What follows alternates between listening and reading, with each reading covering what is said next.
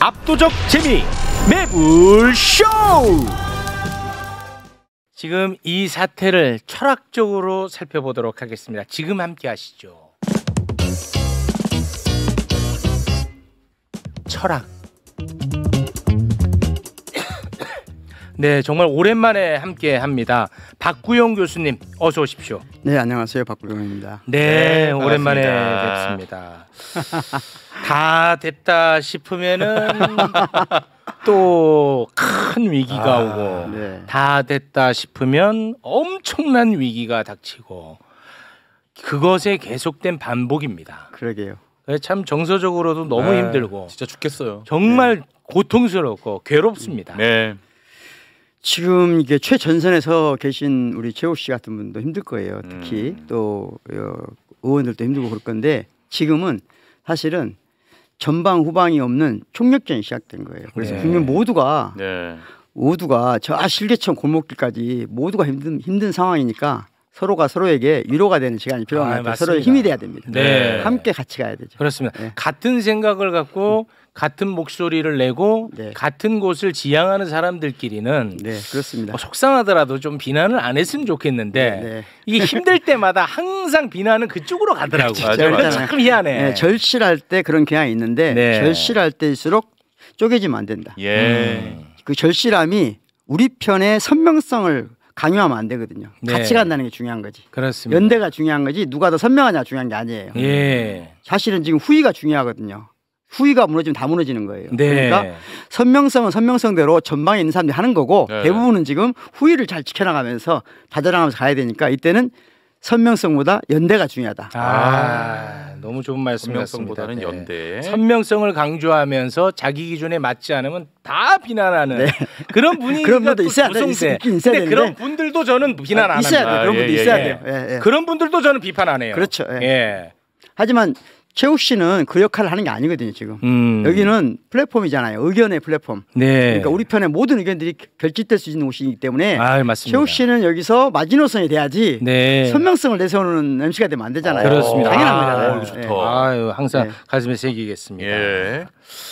자, 그래서 오늘은 어떤 이야기를 준비를 일단 해오셨어요? 큰 이야기 하기 전에 저는 대선이 총선이나 지선과 다른 점이 하나 있다고 생각해요.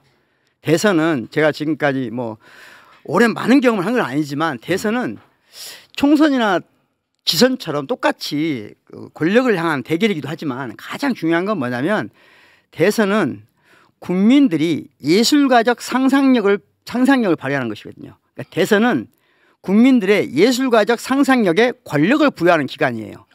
이게 무슨 말이냐? 예. 이때 꿈꿀 수 있는 모든 걸 꿈꿔야 됩니다. 이 대선 기간에. 그러니까 대통령 후보를 비롯해서 모든 사람들이 관련된 사람들이 나서거든요. 그러면 그 사람들한테 내가 꿈꾸는 대한민국을 말할 수 있는 기간이 딱 이때밖에 없어요.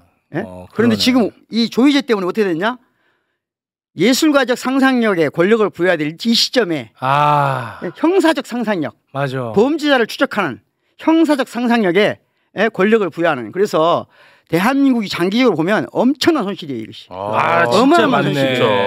어마어마한 손실. 말하자면 향후 5년 동안 이 대한민국이 어디로 가야만 하는지에 대해서 상상할 수 있는 모든 것이 상상될 수 있는 이 기간에, 이토록 중요한 기간에 진짜네. 범죄를 찾는 것을 범죄가 어디로 움직이는지를 찾아야 되는 이런 상상을 해야 된다는 게 얼마나 안타깝습니다. 진짜 그러네. 대한민국의 미래에 대해서 얘기하는 게 거추장스러워 지금. 그렇죠. 지금 그런 말 하면 정신 나간 사람이죠. 정신 나간 사람이야. 지금은. 그러니까 그걸 조희대가 대한민국의 미래를 파괴했다. 그러네. 이거 진짜다. 진짜 그러네. 그래서 오늘은 이제 우리 어쩔 수 없이 싸워야 되잖아요. 어쩔 수 없잖아요. 싸우는데 필요한 철학적 무기를 정확하게 장착해야 되겠다. 그런 생각이 들어서 관련된 이야기를 해보고 싶습니다. 먼저 저는 이런 질문을 한번 해보고 싶어요. 이제 조희대와 그를 추종하는 자들이 법치주의 내세우는데 법치주의가 도대체 뭐냐 하는 거예요. 사람들이 흔히 말하는 대로 이 사람들이 법을 이용해서 민주주의를 파괴했다 이런 말 하거든요. 네. 저는 그렇다 보니까 마치 조희대는 법치주의자인가? 라는 착각을 불러일으켜요. 그래서 오늘 첫 번째는 법치주의가 뭔가 하는 거예요. 법치주의가 무엇인가? 도대체 법치주의란 무엇인가? 이걸 첫 번째 명확히 하고 싶어요. 이런 질문을 던져볼게요. 법치는 국민이 법을 보호하는 것인가요? 아니면 법이 국민을 보호하는 것인가요? 아, 당연히 법이 국민을 보호해야죠. 법이 국민을 보호하는 것이죠. 네. 아, 당연하죠. 국민이 그런데 법을 왜 보호합니까? 법이 국민을 보호해줘야죠. 최욱 씨, 우리가 비슷한 뭐 시절 살았으니까 우리가 아니 뭐 또래로 뭐 엮지 마시고요. 정확하게는 모르지만 네. 중고등학교 다닐 때까지 저는 법치를 국민이 법을 보호하는 것이라고 생각했어요. 아, 그거는 실제로 국민이 네. 법을 그런 시절이 있었다는 거죠. 그 주객이 전도된 거죠. 네. 우리가 법을 지키는 게 법치주의인가, 법이 우리를 지키는 게 법치주의인가? 아, 법이 우리를 지켜줘야지. 법이 국민을 지키는 게 법치주의. 네. 그렇습니다. 그게 정확히 해야 됩니다. 네. 그래서 법치주의 할 때 세계적인 저는 이제 독일법, 유럽법, 대륙법에 기초해서 또는 영미법에 기초해서 법치주의를 어떻게 규정하냐면 네. 딱 가장 법치주의 핵심이 뭐냐? 기본권 보호예요. 기본권 국민의 보호. 기본권 보호. 음. 국민의 기본권을 보호하는 것이 법관이 해야 될 모든 것이에요. 네. 아. 그걸 위해서 법관에게 권력 분립을 시켜주는 거 따로. 민주주의로부터도 일정하게 자유롭게 두는 거예요.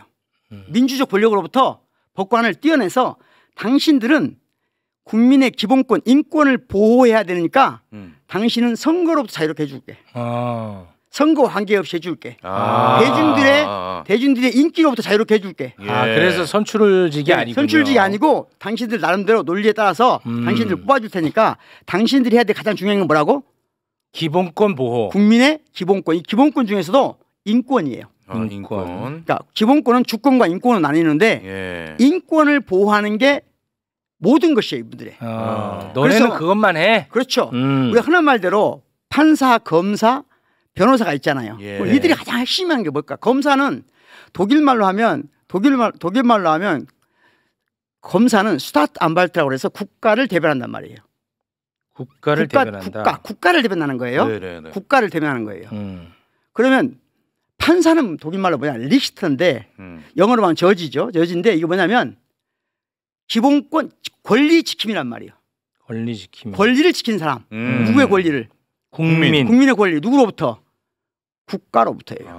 아, 국가로부터예요? 그렇죠. 예. 그러니까 법치주의는 기본적으로는 국가를 상대화하는 논리가 있어요. 아, 그래요. 국가가 절대적이 아니라는 것이 중요한 거예요. 예. 국가로부터 국가를 대변하는 자가 누구? 검사. 검사는 국가를 대변해서 오는 겁니다. 그래서 국가를 그래? 대변하는 검사를 상대화시키는 거예요. 상대화시켜서 판사는 뭘 한다? 여기 온 피고인의 기본권을 보장하는 게 가장 중요한 책무인 거예요. 아, 그래요? 이거는 진짜 처음 들어보는 개념입니다. 그러니까 우리나라 사람들이 법철학을 제대로 공부 안 해서 그래요. 우리나라 법관들이. 이건 기본 중에 기본이에요. 기본 중에 기본. 법치주의란 말은 기본 중에 기본. 아, 국가로부터. 변호사는 뭐 나의 보호하는 개인 거야? 변호사는 나의 이득을 변호합니다. 그렇죠. 개인 변호사는 나의 이득을 계산해서 내가 옳으냐 그러냐가 안 중요해요. 나의 변호사는 나의 이득을 변호하는 그렇지. 겁니다. 국가는 국가를 상대로 국가를 대변하는 겁니다. 판사는 누구? 판사는 뭐? 중립적인 위치에서 하는 게 아니에요. 판사는 오로지 피고인의 인권을 보호하는 것이 제일 목적인 거예요. 이게 아니면 판사가 있을 이유가 없는 거예요. 아까 말했잖아요. 법을 우리가 지키는 게 아니고 법이 우리를 지키게 하는 거예요. 지키게 하는 거다. 아, 그러네. 그 역할을 하는 거예요, 판사가. 만약에 국가로부터의 보호가 아니라면 검찰만 있으면 되겠네. 그렇죠. 잡아가지고 수사해가지고 그냥 집어넣어 버리면 네. 검찰이 다 하면 더 편하지. 검찰을 3심제로 하지. 그러네. 그럼 되잖아요. 이게 기본 중에 기본이에요. 법철학 관련된 책을 한 권이라도 제대로 읽어본 사람이라면 이게 뼛속까지 들어있어야 돼요. 그리고 판사는 검사와 달리 이 훈련을 처음부터까지 하는 거예요. 오로지 기본권 보호예요.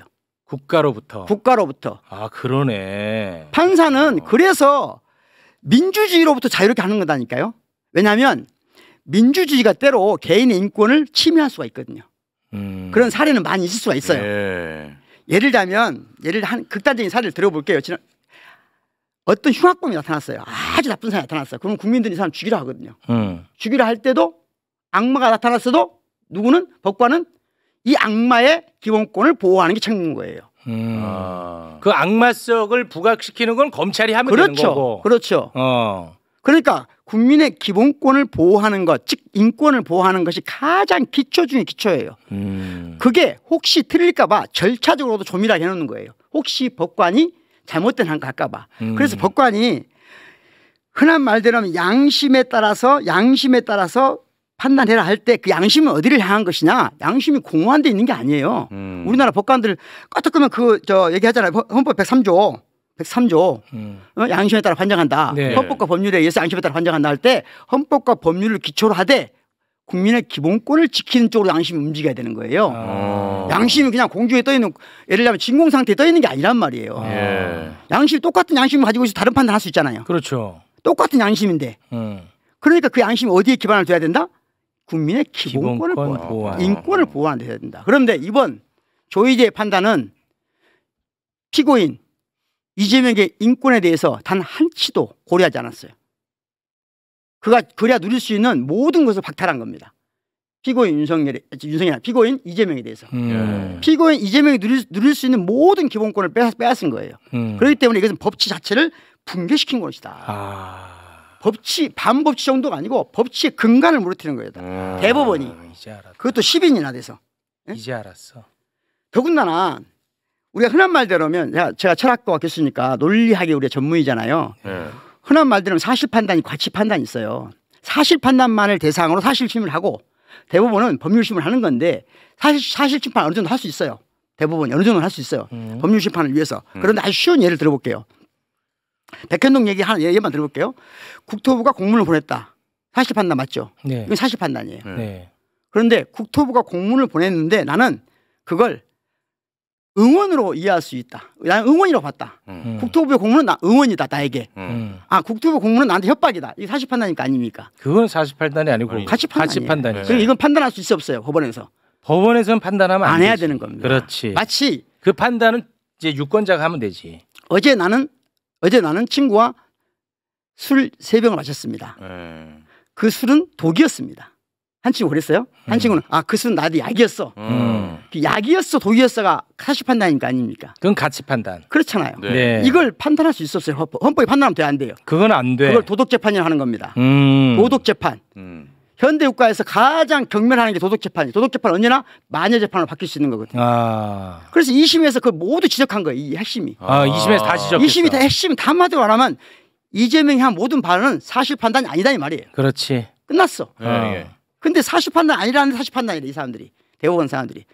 다시 말하면 대학 1학년 때 배워야 되는 논리학을 다시 배워야 됩니다. 사실 판단과 가치 판단도 구분하지 않는 거예요. 왜? 마녀재판, 도덕재판 하려고 그런 겁니다. 도덕재판은 흔한 말대로 판사밤이거든요. 그렇지. 그래서 기본권을 보호할 수 있어 없어요? 국민의 기본권을? 도덕재판은 보호할 수 없습니다. 네. 그 모든 걸 다 한 거예요. 저는 법철학을 공부한 연구자로서 견딜 수 없어요. 대한민국 근간을 무너뜨린 거예요.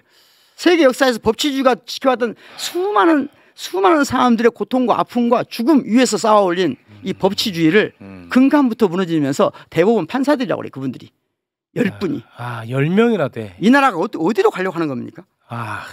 진짜 10명이나 된다. 10명이에요. 10명. 끔찍한 일이 발생했습니다. 끔찍한 일. 그래서 저는 우선 이런 질문을 해볼 수 있어요. 그러면 이 조희대 개인의 문제인가? 조희대 개인의 문제인가? 시대에 이상한 시대에 이상한 인물 나온 건가? 일탈자가 나온 것이냐? 조희대는 시대란 말 쓰니까 조희대 그러네요. 시대에 기이한 인물이 나온 건가? 그러니까 개인의 문제인가? 네. 아니면 사법부의 구조적 문제인가? 구조 같아. 저는 둘 다 있다고 봅니다. 둘 다 있어. 둘 다 있다고 보는데 기본적으로 저는 이게 이 집단 행동의 뿌리에 프랑스 말로 집단적 망탈리티가 있다. 이게 무슨 말? 망탈리티란 말 들어보셨나요? 망탈리티는 사실은 오늘 초면입니다. 그렇습니까? 네. 이 말은 사실 프랑스 사회학에서 많이 쓰는 말인데 집단적으로 어떤 변화가 있는데 이 변화를 추적하지 못하거나 변화를 자기들이 감지하지 못하거나 변화가 너무 두려우면 생기는 무의식적 집단의식이에요.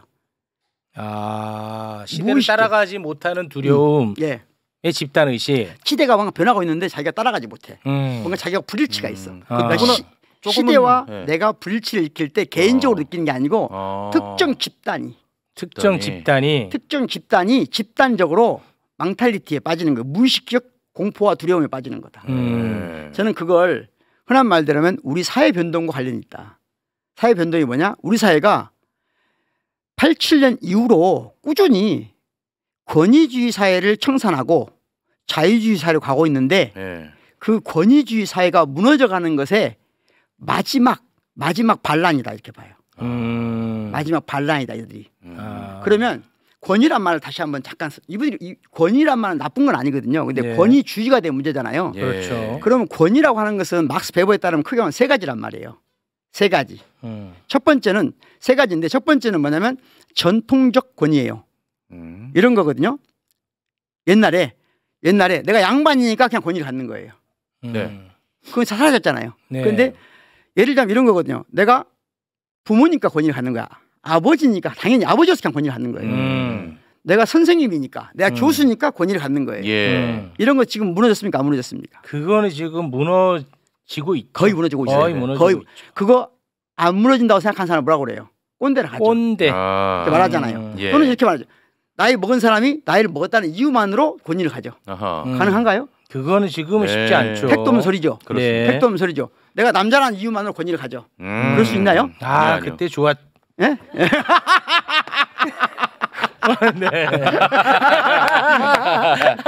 이 모든 게 끝났어요. 끝나가고 있어요. 네. 그런데 네. 그런데 끝났어. 그게 끝나는 게 너무 싫은 사람이 있겠죠. 그렇겠죠. 두려운 사람들이 있겠죠. 있죠. 네. 그게 집단적으로 무의식으로 어떤 공포나 두려움을 형성할 수 있겠죠. 아, 그럴 수 있죠. 두 번째가 이 사람들 핵심은 첫 번째가 아니고 두 번째예요. 두 번째인데 뭐냐면 법과 제도가 주는 권위예요. 법과 제도에서 오는 권위. 그러니까 특히 고시를 합격해서 행정고시를 합격하거나 사법고시를 합격해서 예. 제도와 그러니까 행정제도와 관리체계와 관료 체계와 법 체계를 자신과 일치시키는 방식으로 20, 30년의 최고의 권위를 누린 사람입니다. 아. 예. 즉 제도와 권위가 왜 무너지냐 지금은 제도가 고체형으로 막 그 제도 자체가 조밀하게 마치 고체형 집으로 있을 때는 이 권위가 자연스럽게 자기들도 왔어요.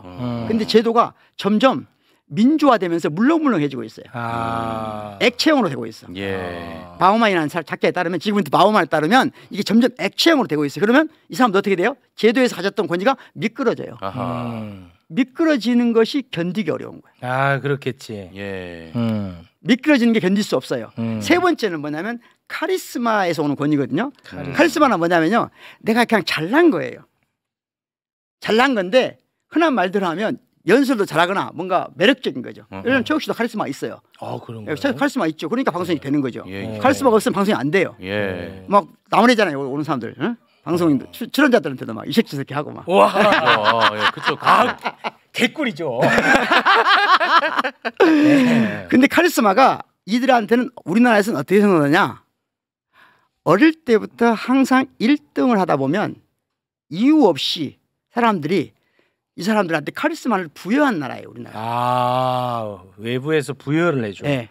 그러니까 맞아. 공부 잘한다는 이유 딱 하나만 들어. 맞아. 개미 한 마리도 구하지 않았는데 자부심이 강해요. 특이하게. 맞아. 아, 그런 아니 원래 자부심이라고 하는 것은 무엇인가 다른 사람에게 도움이 되거나 다른 생명체에 도움이 돼야 되는데 개미 한 마리도 구한 적이 없는데 맞아.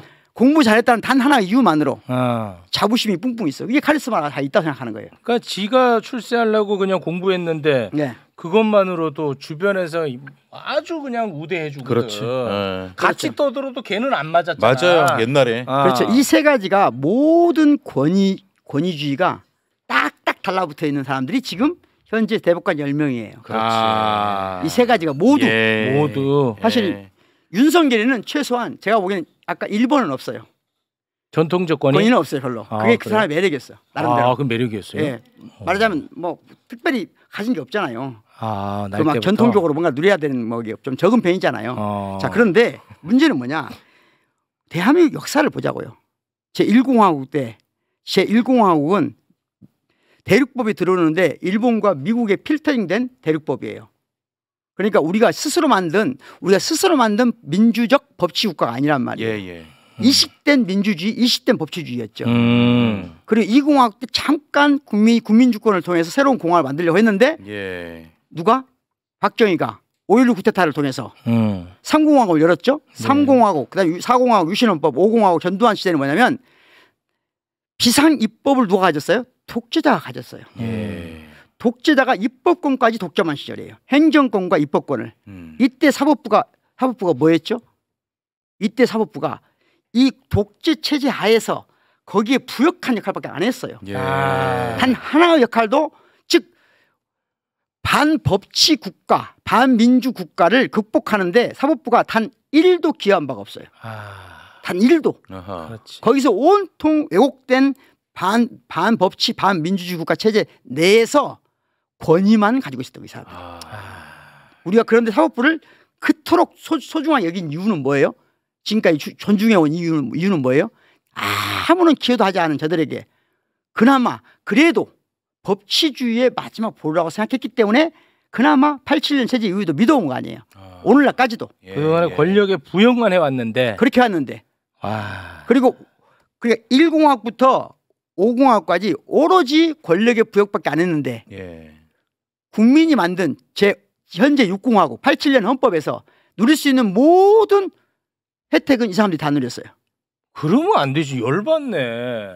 그렇잖아요. 부역만 해오고 아무런 기여도 안 했는데 예. 또 존중만 받아. 심지어 법치주의 관련해서 제가 온갖 논문들을 국내에 나온 논문들을 읽어보잖아요. 아이고. 그러면 학자인 법조인들 참 뭐라고 하냐, 이 시기를 반법치국가잖아요. 3공화국에서 5공화국은. 그런데 뭐라고 하는지 알아요? 경제 중심의 법치국가였대. 자기들끼리 하는 말이 있어요. 자기들끼리. 예, 반법치를 경제를 중시하다 보니까 생겨난 우리 형태의 법치국가야. 예, 예. 말도 안 되는 소리죠. 예. 우리 사회에 기여한 바도 한 번도 없고 심지어 권력의 부역만 해왔는데 예. 그렇게 피와 땀으로 만들어낸 우리 사회에서 또 특혜만 누려. 그런데 와. 이제 막 그게 무너져가는 소리를 들은 거예요. 처음으로 이게 우리가 소리를 들은 거구나. 사실은 자기들이 이 권위가 상실되고 근본적으로 되돌아올 수 있는 방식으로 상실될 위험에 처했다는 걸 첫 번째 정확하게 감지한 것은 양승태 때문에 사건이에요. 양승태. 양승태 사건 때, 자, 제가 윤석열 씨가 막 거짓말을 해도 자기는 안 중요하다고 그랬잖아요. 거짓말한 게 안 중요해. 왜? 옛날 왕들이 그랬거든요. 왕들은 내 말의 모순을 따지는 것 자체가 반역이에요. 그러니까 나는 거짓말이 없어요. 나한테는. 왕한테는. 마치 사법체가 그렇거든요. 대법원이 모든 걸 내 말이 옳은지 그런지를 결정한 것도 대법원이야. 그렇지. 왕처럼 행위했단 말이에요. 지금까지. 맞아. 왕처럼 행위했기 때문에 옛날 왕이에요. 지금 대한민국 유일하게 남은 왕. 마지막 권위주의. 그러니까 마지막 왕과 같은 유사한 권력을 독점하고 있는 집단이 사법부예요. 예. 너무 심해. 아니 자기 죄를 인정하면 유죄. 자기 죄를 인정하지 않으면 이 새끼 반성이 없어. 더 유죄. 그렇죠. 진짜 이게 인정하면 그래 너 유죄. 인정 안 하면 반성 없어. 더 유죄 이 새끼야. 왕이지 왕. 국민의 기본권을 지킨다는 사명의식 이분들한테는 다 일도 없어요. 없어. 일도 없어요. 국민의 기본권을 지키는 게 법관이라는 그 사법 판사라는 말 자체 핵심이거든요. 저지란 말이에요. 그거 되게 중요한 저지란 말이 뉴스란 말이 뉴스 들어가면 권리란 말이에요. 권리. 권리를 지키는 권리 지킴이에요. 이 사람들은 국가로부터의 국가로부터 권리를 지켜야 되는데 국가의 권력을 분점하고 독점하고 심지어는 이제 왕 노릇을 하고 싶어 했어. 그런데 양승태 대법관 이하 100여 명이 수사를 받는 과정에서 자기들 잘못이잖아요. 양승태의 사태는 뭐냐? 사법농단 사태는 뭐냐? 이 사회 변동, 액체형으로 변하고 있는 사회, 권위주의가 무너져가고 있는 사회에 자기들이 적응하지 못했기 때문에 생겨난 사태거든요. 사실은 대법원에 개혁이 필요했어요. 그렇지. 그런데 대부분 개혁을 막기 위해서 자기들이 권위주의를 더 지키기 위해서 이상한 박근혜와 사법농단을 한 거 아니에요. 그렇습니다. 그러면 자기들이 잘못됐으니까 이때 뭘 해야 돼요? 자기들이 해야 될 것은 사법부 개혁으로 돌파를 했었어야 돼. 그런데 이들이 택한 길은 뭐예요? 우리를 이 지경으로 몰아넣는 것은 민주당이에요.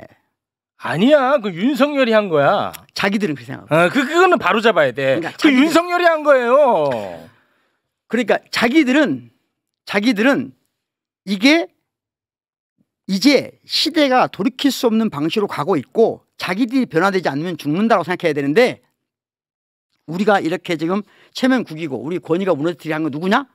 민주당이다 이렇게 생각하고 있어요. 네. 그런 사람들이. 그들은 그러니까 민주당이 권력을 장악하는 것이 너무나 견디기 어려운데 견디기 어려워. 더군다나 누가 왔어요 지금? 이재명. 이건 더군다나 이재명만 온 게 아니고 민주당이 너무 많이 변했어요. 자기들이 보기에. 예. 그러니까 지금 대한민국 법관들 특히 지금 대법관 이런 분들이 보기에 민주당은 근본 없는 자들이 집합소예요. 아 지금 현재 네. 그들이 봤을 때는 근본 없는 자들이 집합소야. 예전에는 네. 그래도 어느 정도 타협이 좀 되는데 이놈의 그 민주당은 이거 완전 근본 없는 데들 대화도 안 통해 이놈들. 이게 제대로 민주주의를 하고 있다는 거죠. 원래 근본 없는 자들의 근본 없는 자들의 지배 체계가 민주주의거든요. 민주당이 된 거예요. 이제 진짜 민주당의 모습으로. 네. 근데 이 사람들이 보기에는 근본 없는 자들의 지배 체계야.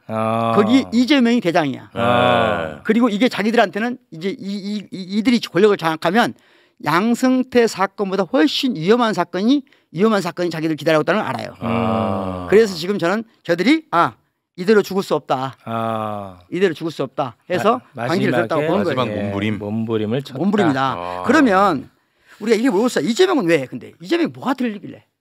이재명이 왜 하필 이재명을 이렇게 싫어하냐 이 사람. 이재명이 도대체 왜 이렇게 싫어할까? 이재명을 왜 그렇게까지 싫어할까? 그러니까 이게 제일 이해 안 되는 부분이죠. 저 사람들이 도덕적이어서 우리는 도덕적인데 이재명이 부도덕하다 이런 헛소리예요. 이 사람들이 이재명을 싫어하는 이유는 저는 이재명이 가지고 있는 특성이라고 봐요. 이재명이 그 특성을 가지고 있어. 네. 제가 이재명 대표의 개인적인 건 몰라요. 그 대법관 10명은 내란도 잘 견디는 사람들이거든. 그래서 나름의 또 인내가 있는 사람들이야. 네.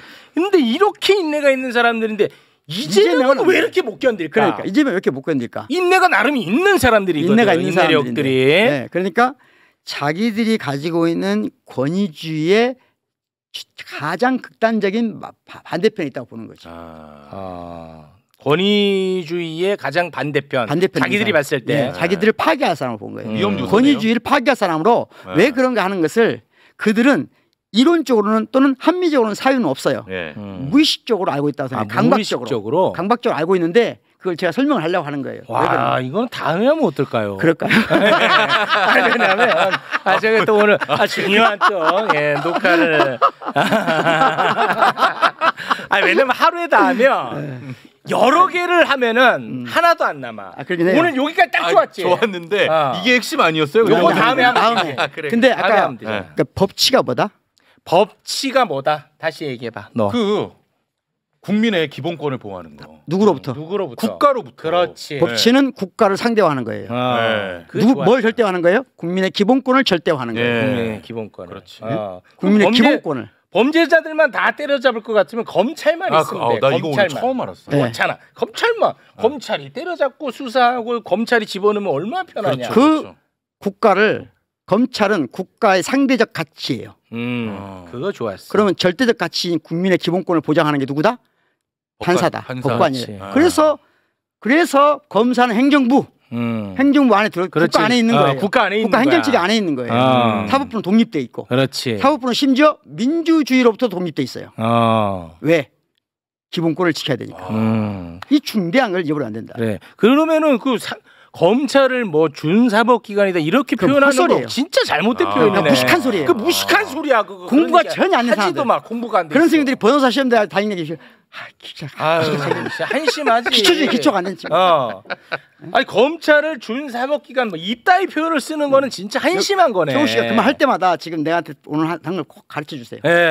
네. 지금 누구든지 내 혹시 필요하면 제가 책 100권이라고 리퍼런스 할 수 있습니다. 100권이라도. 왜냐하면 법치주의 관련된 모든 책 이 말을 다 써 있어요. 참고문은 다 있는 거죠. 100권도 될 수 있어요. 10,000권 될 수 있어요. 나보고 모든 법치주의 관련된 법치주의 관련된 책에는 1번이 뭐다? 법치는 국가를 상대화시키고 국가를 상대화시키고 그래서 국민의 기본권을 절대화시켜서 그걸 보호하는 거예요. 그렇지. 그것을 하기 위해서 뭘 한다? 권력을 분립시킨다. 여기까지예요. 그렇지. 근데 검찰을 뭐 준사법기관이다. 말도 안 되는 소리고. 말도 안 되는 소리 하지 마. 누구야? 그거 말고 마지막에 한마디만 더 하고 싶은데 잊어버리기 전에 그만하시면. 아니 하나 이거 재밌는 내가 왜냐면 저는 호남 사람이라는 표현을 안 쓰는데 호남 사람 요즘 표현을 쓰길래 한국 사람이죠. 한국 저는 사람. 자, 한 가지만 부탁드리고 싶어요. 뭐냐면은 최상목 씨가 최상목이 못 잡은 게 최상목 제 씨가 진짜 천추의 한입니다. 최상목 씨가 네. 우리 전주 출신이라는 걸 숨겼다는 것. 아니 한덕수 씨. 한덕수 말고 한덕수. 헷갈리네. 같은 사람이에요. 같은 사람이에요. 예, 이름만 달라요. 네. 전주 사람. 한덕수 씨. 난 전주 사람이라는 걸 한덕수. 숨겼다는 것은 저는 비난 안 했으면 좋겠어요. 왜 또? 나는 그럴 수 있다고 생각해요. 전주 사람인 거를 보수 정권에서 적극적으로 안 하고 숨겼던 소극적으로 거. 숨겼다는 것에 대해서 비난할 이유는 없다고 생각해요. 그만큼 그가 살았던 시절이 어떤 사람에게는 어묵했고 기회주자에게는 어묵했다고 봐요. 그럴 수 있지. 그런데 네. 어느 시점부터 비판해야 된다고 생각하냐면 네. 자기의 고향도 대변하지 못하는 자가 국민을 대변하려고 한다? 이건 비판해야죠. 대선 주자로 나오면서 그건 다 비판에 자기 고향도 대변하지 못하는 자가 나라를 대변한다고 그래요? 그렇지.